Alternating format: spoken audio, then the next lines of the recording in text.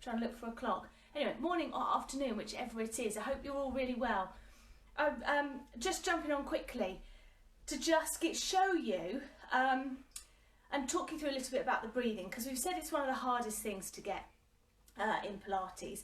And on the videos that I have posted of exercises and that I am going to post over the next 3 weeks we've got left of the summer holiday, I purposely haven't gone through the breathing with you because I wanted you, if a lot of you in this group are new to Pilates, and if you're doing it at home it's always a bit different because you haven't got someone there to remind you all the time of what you're meant to be doing. So I purposely haven't explained the breathing for every exercise because I didn't want to give you so much stuff that you can't work out what you're doing. I wanted you to just concentrate on your technique, your action, what your arms and legs are doing, trying to engage those abdominals, you know, keep your neutral spine, that sort of thing. The breathing comes in much later, and as I've said before, it's more just making sure you're not holding your breath. Don't hold your breath, just breathe. If you hold your breath, you know, the body builds up, the tension builds up. So just let yourselves breathe, just however it comes. Then as you progress and as you get better, and especially if you come to some classes, I can guide you more with the breathing. And as I said, the breathing then actually in turn will help you with the exercises as well and make the exercises more effective. So the main thing, the easiest part of the breathing in Pilates is to breathe in through your nose and then out through your nose or mouth. And if you want to try a little bit, as a general rule, we tend to exhale, breathe out when there's any effort or when you're lengthening the levers away from the body.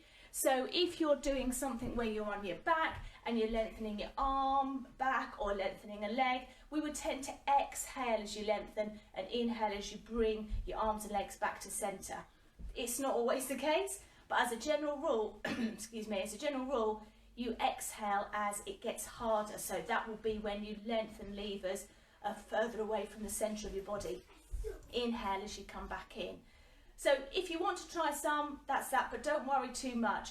Another thing to try and think about with your breathing, again, not worrying too much about when you've got to breathe in and when you've got to breathe out, just making sure you're breathing, is to think about breathing into the rib cage. So like I showed you on the live earlier on this week, is we do our lateral breathing. So I'll just walk back a little bit and kneel up so you can see. So we did this on Tuesday, I think it was, where we breathed in, so the rib cage feels out to the side as you inhale and falls back inward as you exhale. We're trying to keep the breath into the rib cage.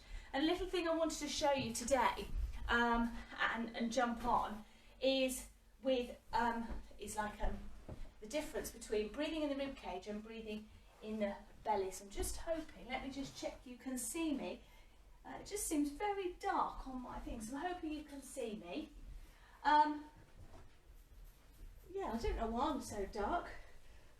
Okay, what we're going to do here, I think the sun's just gone in actually, and that's why it's gone dark.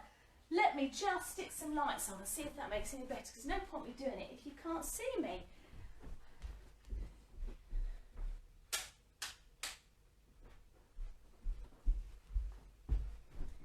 Has that really made any difference? Not really. Okay, so it's a bit better, I think. Right, so when you're laying on your back, this is the best way to show you. You still want to breathe into your rib cage. It's the same in any position you're in, whether on your hands and knees, your back, standing, we're breathing into the rib cage. But one thing that a mistake sometimes we make is breathe with the belly, and I wanted to show you the difference. And to do that, I've got, this is just like one of those scented, you know, like heat bags you can put on your neck or anything like that. So I've got one of these. I'm going to lay it over my tummy, okay, and in this position, I'm in my neutral spine. If I breathe with my belly, hopefully you will see it going up and down. So if I just show you, so go.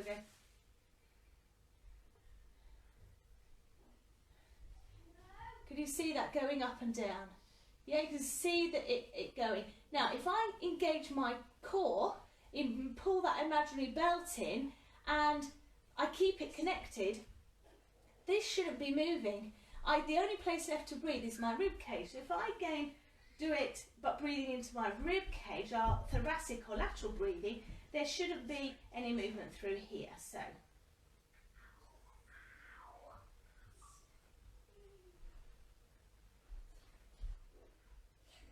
I'm hoping you can see a difference between this, which I'm breathing in with my belly, and you can see it going up and down, to this where it's still, and I'm really trying to focus it into my rib cage. So it's something you can try if you want to. It just makes you think about it a little bit. You could get a bag of rice, or just something that's sort of, you know, flexible like this. Lay it on your tummy and do the belly breathing. So you're breathing with your belly. So just let the belly relax and collapse. You're not holding anything in. Just let that belly go. And then think about drawing that belt in. Brace the abdominals. Keep that tight. And then take the breath through the rib cage. Remember, really deep breath.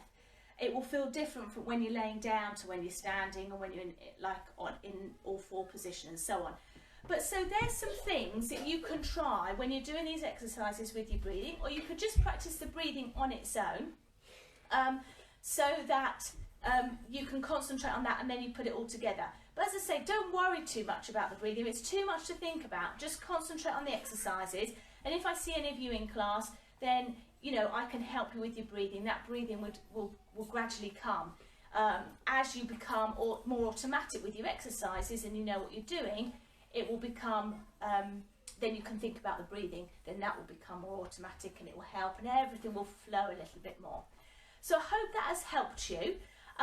Please have a look at some of the videos, exercises I'm posting. Please give me any feedback. Let me know how you're getting on with them. If you've got any questions, just ask me. And have a good weekend, everyone. And I will check in with you again next week.